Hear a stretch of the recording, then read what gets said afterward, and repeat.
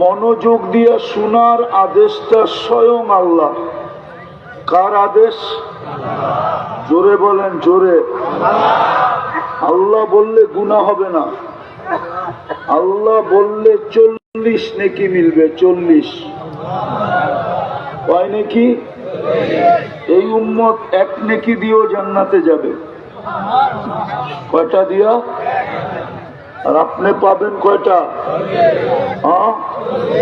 কিন্তু এই 40 অন্য 40-এর মতো না।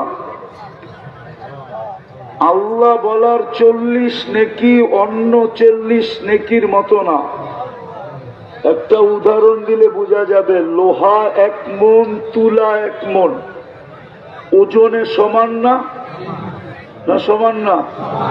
কিন্তু গাঠি কোনটা বড়? কত বড়? একটু জোরে বলেন। অনেক বড়, ঠিক না?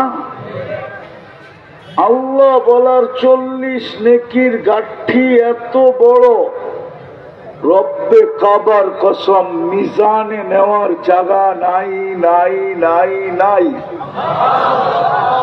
কেননা আল্লাহ নাম কার? আল্লাহ নামটা কার?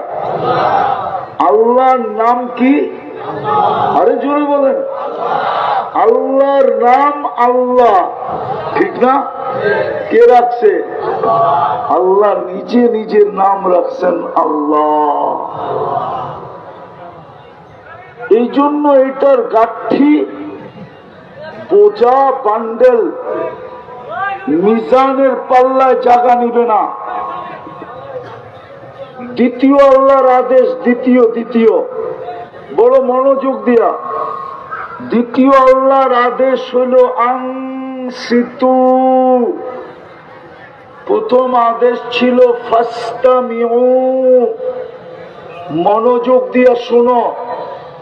দ্বিতীয় আদেশ হলো পরিবেশটাকে বিলকুল নীরব নির্জুম রাখো, কোনো আওয়াজ যেন না হয়। জায়গা পান নাই দাঁড়া শুনেন, কিন্তু আওয়াজ না। এই যে এদিক থেকে আওয়াজ আসতেছে, আওয়াজ না।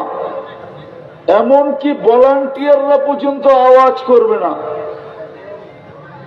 আল্লাহর হুকুম হইল আনসিতু।